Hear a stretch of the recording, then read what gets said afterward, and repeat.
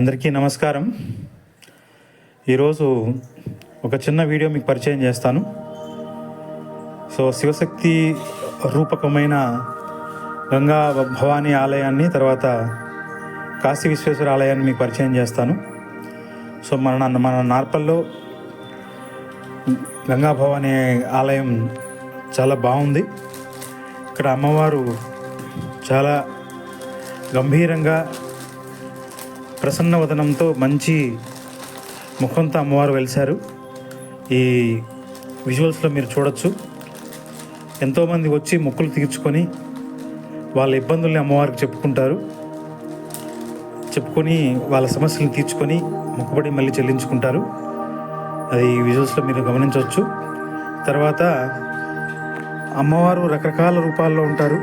గంగా భవాని రూపంలో ఉన్నారు. తర్వాత మన బస్టాండ్ పక్కన చూస్తే అక్కడ ఆ కొల్హాపురి మహాలక్ష్మి రూపంలో కూడా ఉన్నారు. అది నేను నెక్స్ట్ వీడియోలో మీకు పరిచయం చేస్తాను. ఇప్పుడు గంగా భవానీ దేవాలయాన్ని మీరు గమనించవచ్చు. ఇది గర్భగుడి నుంచి మళ్ళీ గర్భగుడిలో ఉన్న అమ్మవారి వాహనాన్ని, తర్వాత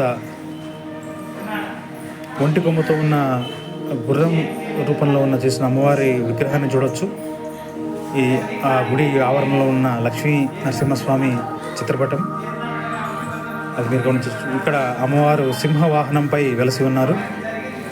ఇక్కడ అమ్మవారి వివిధ రూపాల్లో అమ్మవారు వెలిసి ఉన్నారు.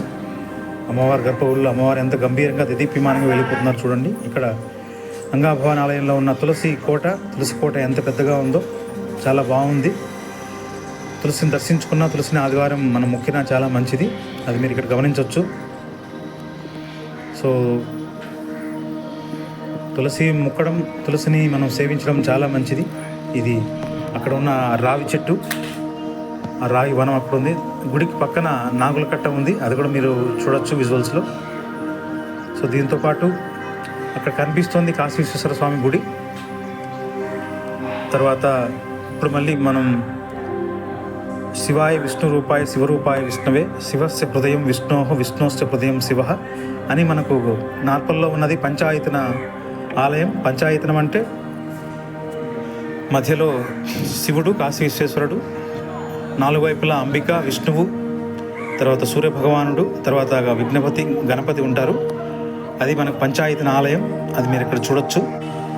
తర్వాత ఇక్కడ శివాలయంలో ఉన్న నాగుల కట్ట. ఇప్పుడు శ్రావణమాసం కాబట్టి చాలామంది ఈ నాగులకి, నాగరాజులకి వివిధ రకాల పోగులు తయారు చేసి నాగపూజ చాలా ఘనంగా చేస్తారు. ఇక్కడ మీరు ఒకే కట్ట మీద రావి చెట్టుని మరియు వేప చెట్టుని గమనించవచ్చు. ఇది కాశీ విశ్వేశ్వరుని గుడి యొక్క ఆవరణం.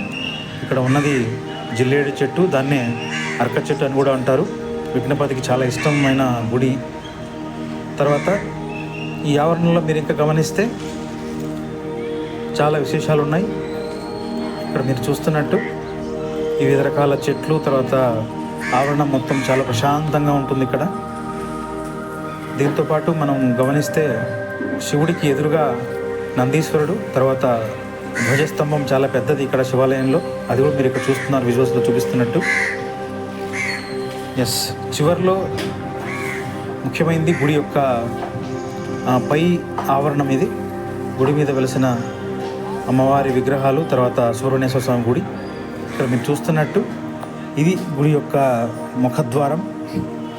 తర్వాత వీటితో పాటు చివర్లో మనం ఒక చిన్న పంచాయతనం యొక్క విశిష్టతను నేను మీకు తెలియజేస్తాను. చివర్లో ఇక్కడ ఫ్లెక్సీ మీద ఉంటుంది, అది మీరు కొద్ది నిమిషాల్లో చూస్తారు. ఇది మొత్తం ఒక రౌండ్ మొత్తం గుడి ఆవరణం మొత్తం ధ్వజస్తంభం దగ్గర ఉన్న విజువల్ ఇది. నందీశ్వరుడు పక్కన 2 తులసి కోటలు పెట్టారు.